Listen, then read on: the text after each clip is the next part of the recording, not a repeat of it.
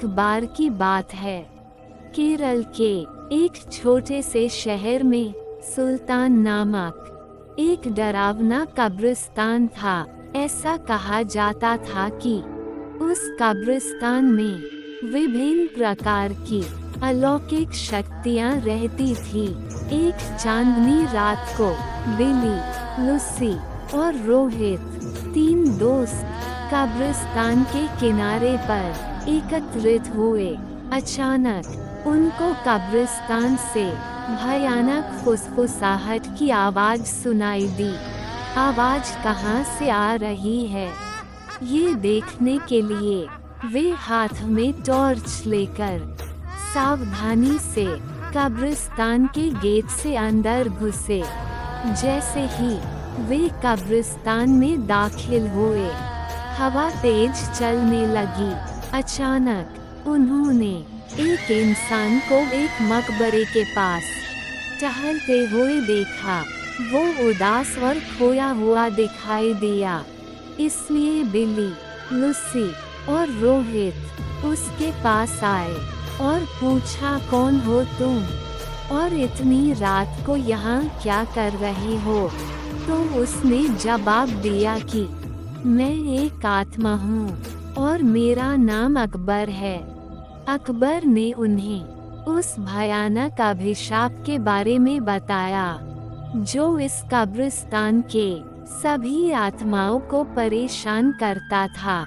हर रात एक प्राचीन चुड़ैल जागती थी और कब्रिस्तान पर जादू करती थी और अकबर जैसी मासूम आत्माओं को अपने वश में कर लेती थी। अभिशाप को तोड़ने का एकमात्र तरीका कब्रिस्तान के पीछे जंगल में एक पेड़ के नीचे छिपी हुई मंत्र पुस्तिका को ढूंढना और आधी रात से पहले उसे नष्ट करना था। जादुई पुस्तक ढूंढने की दृढ़ संकल्प लेकर बहादुर तिकड़ी अपने मिशन पर निकल पड़ी। उन्होंने अंधेरे में मकबरों के बीच रास्ता खोजा, जंगल में जाने के लिए, और इस बात का ध्यान रखा कि आराम करने वाली आत्माओं को परेशान न किया जाए। रास्ते में उन्हें बोन्स नामक एक शरारती छोटे कंकाल का सामना करना पड़ा, जो उन्हें जादू की किताब खोजने में मदद करने के लिए तैयार हो गया। वह कंकाल उन्हें एक पुराने आम के पेड़ के पास ले गया और कहा, इस पेड़ के पत्ते सब अपने पास रख लो। अगर ये पत्ता तुम्हारे पास रहेगा तो वह चुड़ैल तुम्हारा कुछ नहीं बिगाड़ सकती और ये पत्ता तुम्हें जादुई किताब हासिल करने में मदद करेगा। ये कहकर वह कंकाल वापस कब्रिस्तान की तरफ चला गया। आम के पत्ते को अपने हाथ में लेकर तीनों दोस्त जादुई किताब ढूंढने लगे।